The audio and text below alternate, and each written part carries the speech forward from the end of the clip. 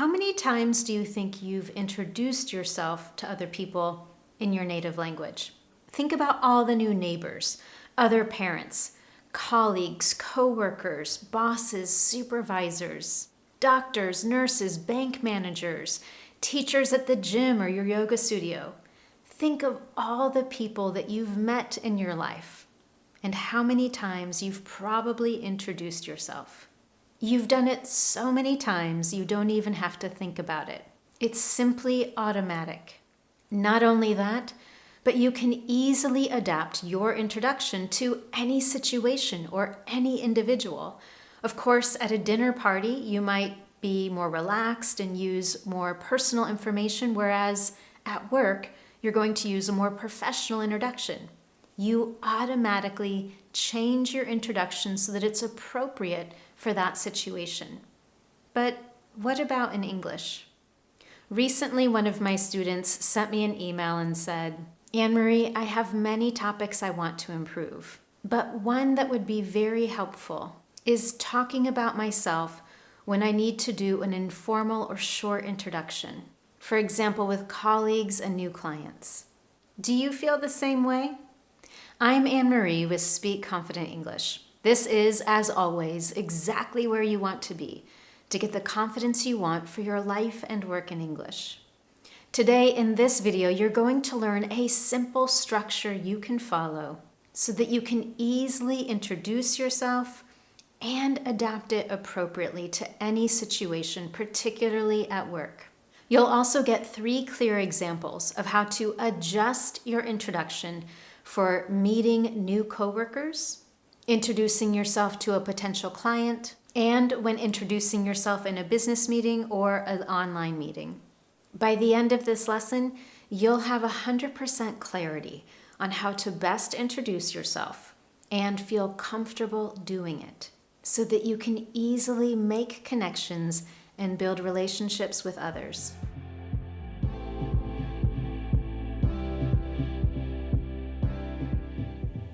Let's get started right away with step number 1 in how to best introduce yourself in English at work. The first thing you need to do is decide whether this is a formal or casual situation.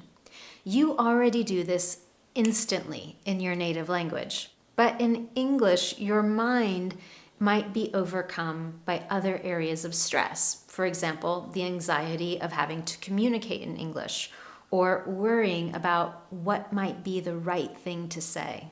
So in another language, we do need to consciously think about, is this a formal or casual situation? Because that will certainly influence what you say. With more formal introductions, we use more formal greetings.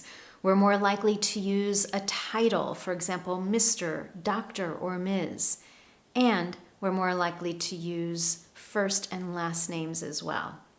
So that first decision is important because it will determine how you adapt your introduction appropriately. Once you've decided whether this is appropriate for a formal or casual introduction, step 2 is start with a greeting and your name.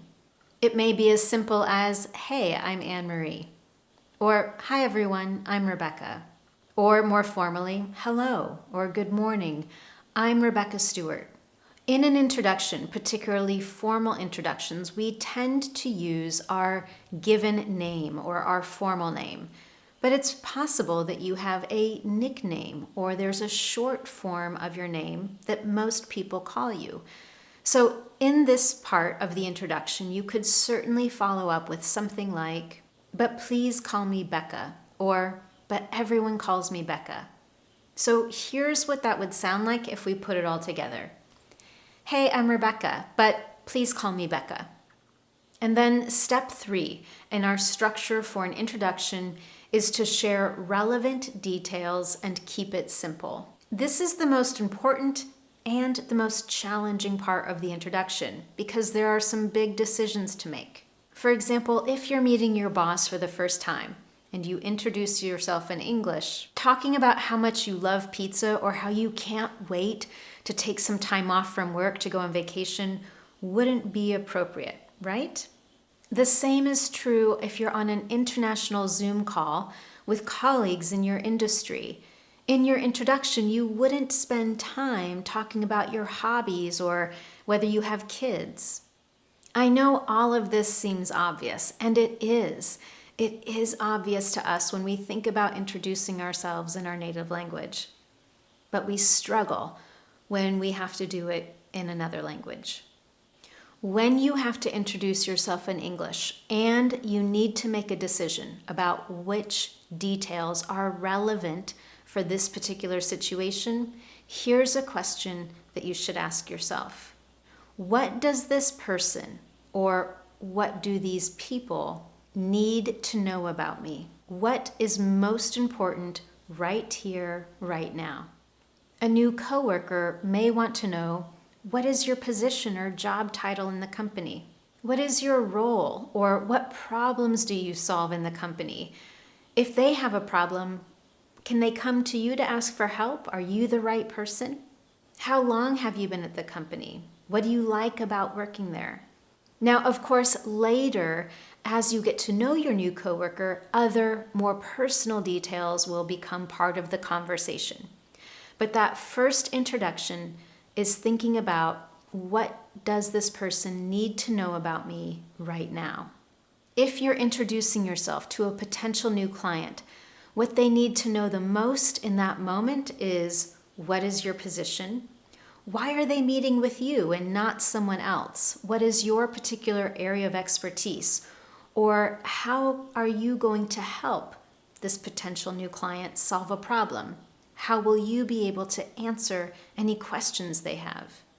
And finally, if you're in a meeting or an online call with peers or others in your industry, they will also want to know your position or which team you're on within the company. They may want to know where you're located if you're part of an international company. And they would certainly want to know why you are on this particular call. What expertise do you have that will be important in the conversation? Those are just a few examples of what someone may need from you in the moment that you're introducing yourself. Now, in this third step, I said that you have to share relevant details and keep it simple. Thankfully, in English, introductions are typically extremely short. You don't need to spend a lot of time talking about yourself. You don't need to give your entire job history. There are situations where that may be more appropriate. If you're giving a presentation or you're lecturing, it would certainly make sense to give a much longer introduction in that moment. But here, in these situations, keep it short, keep it simple. Remember, you can always share more and become more personal if you want to, as the conversation continues after the introduction. The last step of a successful introduction is to end with a positive statement or a question. Once again, you need to think about the context or the situation that you're in. Are you meeting a new coworker in a casual situation where it makes sense to continue a conversation after the introduction? If so, you would probably want to continue that conversation by ending with a question so that you can start to get to know your new coworker. But if you're in an online meeting with 23 other people, that certainly is not the moment to continue in a conversation with one other person. So instead, you would quickly introduce yourself and end with a positive statement, such as, I'm looking forward to our discussion today. I'm looking forward to working with all of you on this project. Or I'm looking forward to learning more about your work. And that's it. That's all you need for a simple, clear, successful introduction at work. Decide if it's formal or casual. Start with a greeting and your name. Share relevant details, keeping it simple, and end with a positive statement or a question. Now that you have that structure, let's look at 3 clear examples to put this into practice. Situation number 1 is you have a new coworker or team member. A perfect introduction might be, hi, I'm Rebecca, but everyone calls me Becca, and I'm the digital outreach coordinator in the marketing department. What that really means is I'm responsible for our social media presence, and I look for opportunities to partner with other sponsors, community members, or social media influencers. If you ever have a social media question or a great idea, I'm definitely your go-to person. And what about you? Tell me more about what you'll be doing here. Let's take a quick look at how that introduction uses all 4 of our steps. First, it's clearly casual, which is definitely the right approach with a new coworker.